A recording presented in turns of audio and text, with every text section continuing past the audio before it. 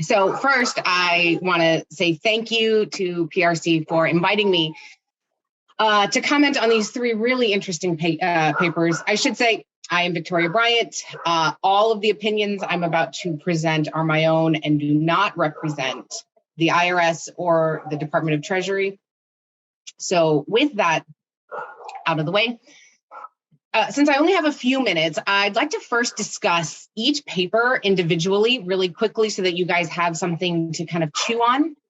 And then I'd like to try and bring it into a broader perspective on how they fit together, and then maybe go even further than that. And I might be going a little pie in the sky, but hang with me.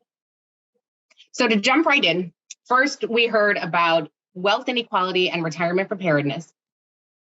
And what they do is they first develop this comprehensive wealth measurement, and they take the SCF base, and then they add in present value of defined benefits, and then they add in the net present value of future Social Security benefits. And then with this comprehensive measurement, they measure the wealth across 5 different cohorts or generations. And to do this, they use 2 approaches. One is the relative rank distribution, and then the other one is the percentile point comparisons. Now, the rank distribution, that's going to look at the gap between where a cohort lands relative to a base cohort. So does one cohort land above or below their reference point? So then the second approach, this percentile point comparison, holds percentile and age fixed. And then they look at the various levels and components of wealth therein at various cohorts, And what they find is that the older cohorts, those from the 1940s and 50s, are generally better off relative to the 30s, particularly when you add in the Social Security. But the younger cohorts, those from the 60s and 70s, are at best stalled, and at worst, they kind of drop below their compared 1950s cohort. And that kind of leaves me to wonder what that's going to look like in the future if we can compare the 70s to the 30s. And I know we're not there yet, but that will be interesting in the long run. Now, the other thing that they find is that the inclusion of Social Security serves to reverse a lot of that relative deterioration we see for the younger cohorts. Now, this is suggesting that Social Security, as stipulated in the statute today, is more important than earlier cohorts. Now, this is all relative, which is kind of ironic given that we're about to, the solvency of Social Security kind of calls into question our ability to keep up with that. Oh, excuse me. Right, so there are a few other discussion points I want to bring up. First, I'm curious about the impact of changes in standards of living. When you do a cohort analysis, there are some kind of implicit changes that occur, and I wonder if you could kind of touch on those a little bit. I know you address them by having this relative analysis, but there are changes in life expectancy, age of retirement, and so the adequacy of wealth holdings does kind of call into play. And of course, you also use an inflation adjustment. And one of my nitpicking questions is, what happens if we chose a different one, or maybe justify why you chose that one. The other thing is, and more interesting, I think, is the role that debt-financed consumption has. It's kind of this generally held belief that having debt is a bad thing, but I'm wondering if this is just a bias we researchers impose. We already know that some debt is good, right? Like, look at my credit score. Having a house has really helped for me to accumulate wealth in other areas as well.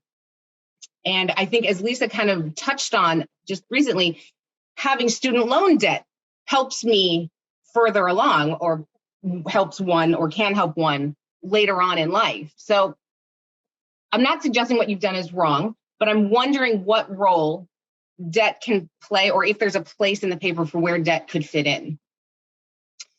And then finally, for this paper, I'm curious how SCF handles alternative assets and the commingling of assets. And specifically, I'm thinking about like the explosion in, or maybe perhaps the perceived explosion in digital assets, and that as a basis for wealth. I'm also interested in the dynamic that less families are getting married, so wealth kind of is held differently. And how does the SEF handle that? That might be a little too in the weeds, but I'd also like to see the paper expand to include comparisons across kind of the topics du jour at the moment: men versus women, race versus race and ethnicity, labor market decisions, and all of those other kind of fixed effects. So curious to see that. In the interest of time, I'm going to skip over my nitpicking. It doesn't do much for the greater good. So let's just keep going. So then we had Jake's paper on the changes in retirement savings during the COVID pandemic. Now here it's a descriptive paper that looks mostly at, or specifically at, how COVID, the pandemic in 2020, how did that relate to what happened in the Great Recession across ages and some earnings distributions? And they really focus on the inflows and outflows, or contributions and withdrawals. And what they find when in this comparison is, and I interpreted it differently than I think Jake necessarily Jake presented it. What I saw was that contributions during the Great Recession declined. I think we're on the same page here. Contributions in COVID, we saw just a continued increase. Withdrawals, I saw it as early withdrawals were relatively small in the Great Recession, and early withdrawals in COVID had a large increase. And the other two kind of ways of measuring withdrawals seemed similar across the two recessions. But I think, and he had asked if anybody has any ideas, and my first go-to is thinking about the root cause of the downturns kind of changes the story a little bit. And it makes my first year neoclassical econ microeconomics class a wet dream here. So if we look back to this good old aggregate demand versus aggregate supply, the Great Recession was kind of a collapse in demand. And so you go from, in this completely stylized picture, you go from AD to AD prime.